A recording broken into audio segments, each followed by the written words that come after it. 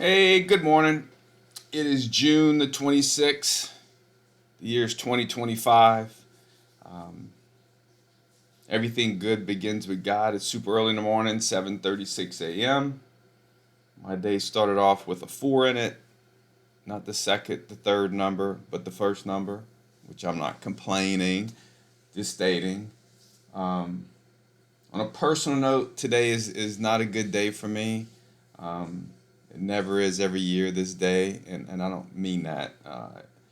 Since I trusted in Christ and understood what He did for me solely, technically I've never had a bad day.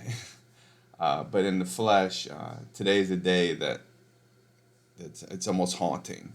I won't get into that any further. It is not something that is happening today or something that happened yesterday. It's crazy to say it actually happened 31 years ago. So we'll move past that. I'll just say that because there may be some stuff in my voice or stuff that anyway, let's move on.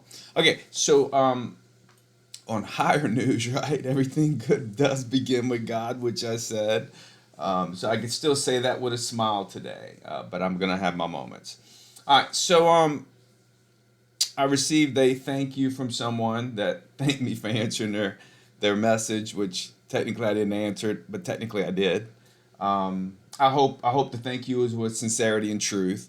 Hopefully not bothered by me saying that. But I'm trying not to do that which I feel many men do, and that's to kind of impose their persuasion or understanding upon others. So, all right. So the question surrounded verse. I think it was verse 12. Yeah, verse 12 of Romans chapter 11. And again, when I answered, I talked about it. I said we really need to take the full context of 9, 10, 11. And this person alluded to that, which is great.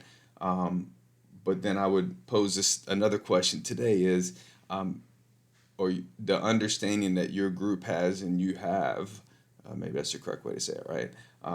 Is it something maybe that was taught to you by someone else? Like what I would say is go back and just make sure you try and study it with that Acts 17:11 mind, right? And try not to have the precepts of any former teachings. And it's hard to discern that which we learn from actually studying His Word and that which maybe we heard somewhere over and over and over and over or once. Okay, so I would say make sure you go back and like we're told to examine ourselves, right? So just examine ourselves and go back.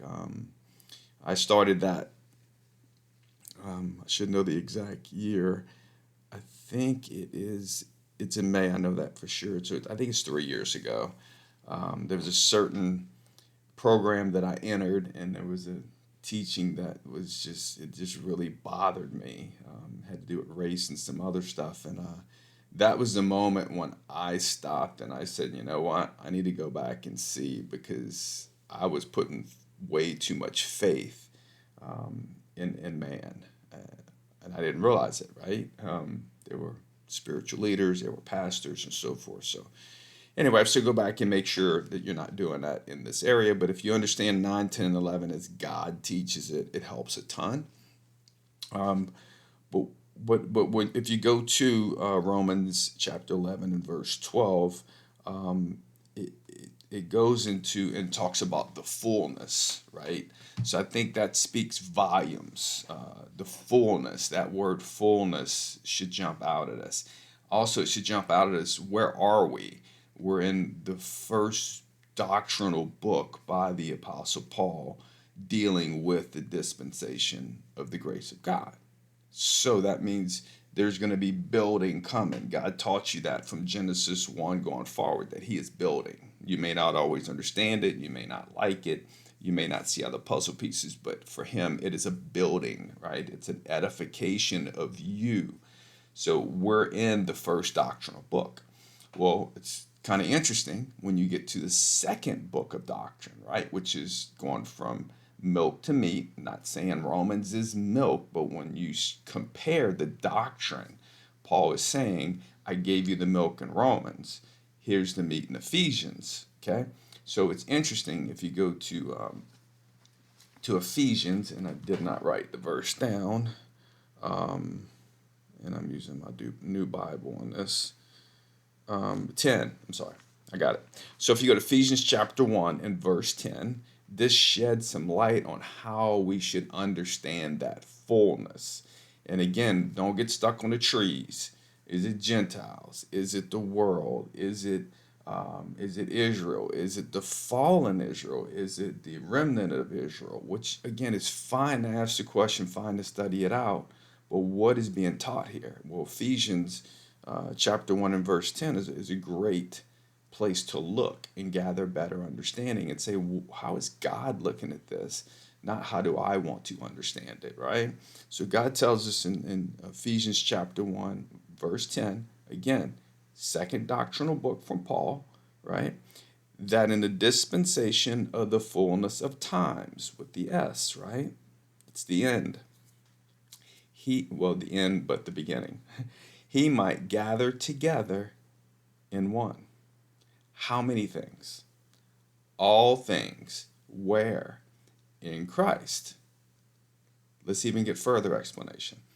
Both which are in heaven and which are on earth, even in him. Okay, so when we look at this fullness in Romans 11, we just got PhD light in Ephesians that we can go back and get a better understanding. So how important is it to dissect and go through?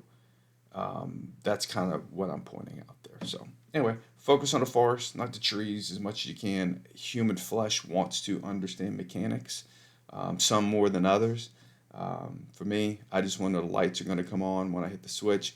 I don't need to know all the other stuff. I'm not saying I don't appreciate the other stuff, but I don't need to understand the inner workings of circuits and amps and all that stuff.